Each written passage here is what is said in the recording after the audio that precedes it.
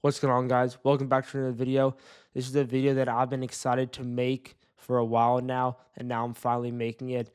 Today, I'm going to be ranting about the Cubs offseason and their moves so far, and predictions and things that I hope that they can do. I hope you guys enjoy. Please like, subscribe, and share with friends and family. This is going to be a longer video, but guys, please watch until the end. I'd really appreciate it because I have a lot of important stuff to say. So let's get into it. Tom Ricketts, the owner of the Chicago Cubs, said that the only thing that he wants to do is break even every offseason. I think that's really soft coming from a owner of a major league baseball team, and their payroll is about $200 million right now of all their players that they are paying right now, and they barely are spending any money, maybe $11.5 million on that 2 year deal for Carson Kelly, only $2 million in a 1 year deal for John Birdie, and they DFA'd Luis Vasquez in that process. And I mean, they've barely spent any money this offseason. All they've done are make a ton of trades, and two with the Astros acquiring a huge bat in Kyle Tucker, which is a huge move, don't get me wrong. But they did lose three players: Hayden Wesneski, Isaac Paredes, and Cam Smith. He was going to be a really good prospect for the Cubs and probably break on to the MLB scene sometime soon and do really well. Some players they missed out on were players like Tanner Scott. I know he went to the Dodgers, but the Cubs could have offered him some more money. And Tanner Scott even said that he wanted to go to the Cubs. I know the Cubs aren't teams like the Dodgers or the Mets, and they can spend a ton of money.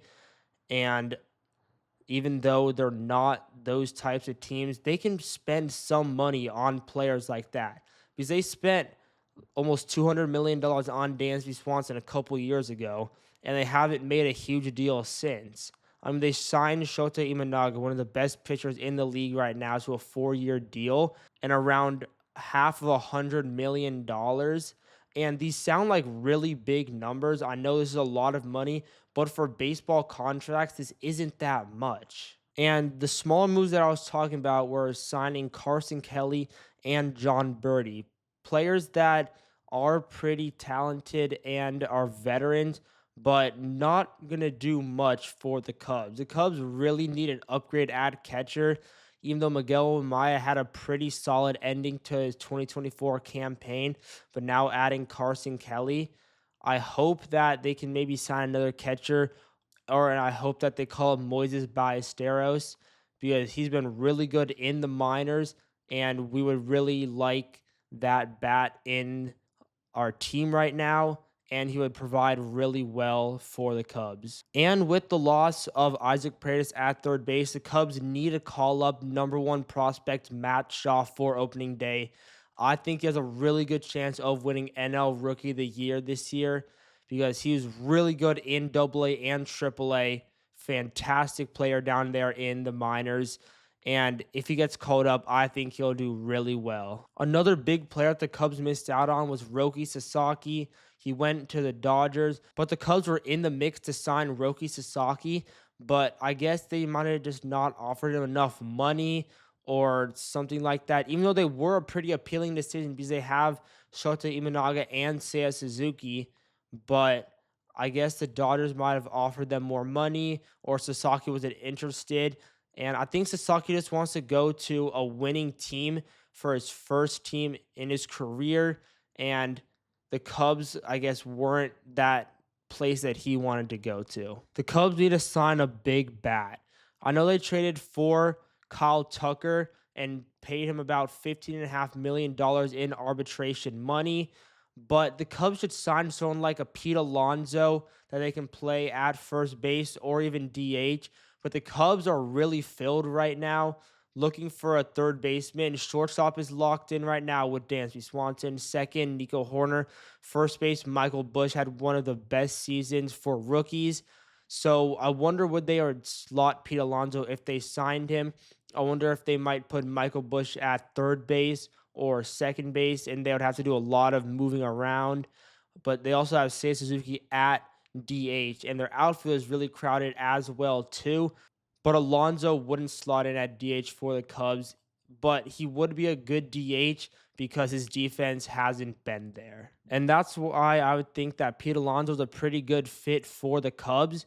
But Another player that the Cubs could sign. He wants a lot of money though and a long-term contract, but if he doesn't get offers for that high amount of money and long-term deal, he was offering to sign a shorter deal and less money. Alex Bregman, the Cubs could sign him for third base, but then that would mean that Matt Shaw would probably have to wait a little longer for his MLB debut. What I want to see from the Cubs is them make a team that can win the World Series. And that's what I want them to do this year. And that's what Kyle Tucker wants to as well. He thought that he was joining a team that's a successful team and can be successful too. And he wants to help the Cubs get to the World Series, at least the playoffs, and help them do well. And what annoys me the most is when I open the MLB app and I see the Cubs signed a player to a really short term deal and not that much money and barely making any moves and missing out on some really good players, Sasaki, Tanner Scott, because they just didn't offer them enough money. And this is an MLB team, and Tom Ricketts, all he wants to do is just break even. He doesn't want to go over budget, he doesn't want to go under budget. He just wants to break even, which I said was soft for a Major League Baseball owner, and it really is because their goal is to build the best team possible, sign the players that they think that can help them be a successful team, and the Cubs are trying to do that, but they're not doing it so well. And the Cubs haven't wanted to spend that much money this offseason because all they've been looking for are trades. They traded with the Yankees, they traded twice with the Astros, they wanted to trade with the Marlins, and losing Cody Bellinger was really bad for the Cubs, even though they did get to save that $20 million from his contract to spend elsewhere. And they haven't even done that yet.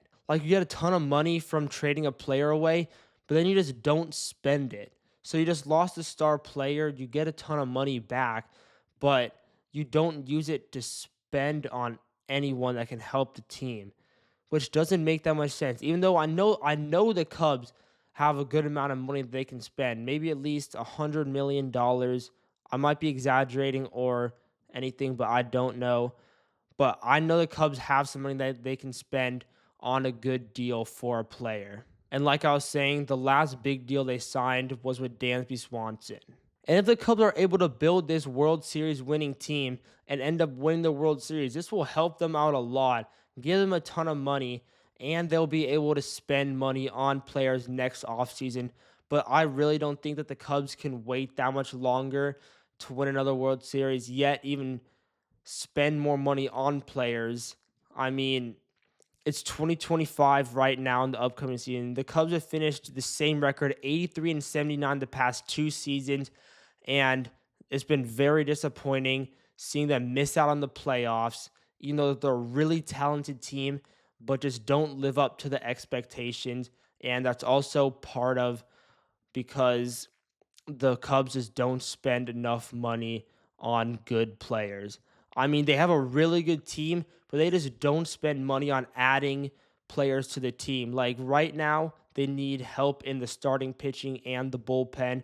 They're pretty set on bats and infielders and outfielders, but it would never hurt to add another player.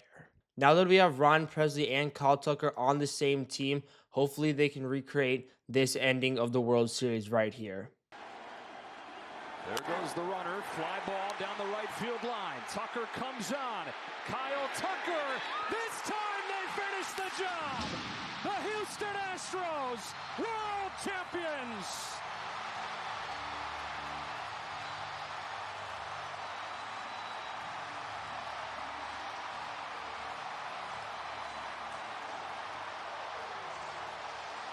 So thank you guys for watching this video. This video ended up turning out pretty long, but I hope you enjoyed. Please like, subscribe, share with your friends and family, and I'll see you in the next one.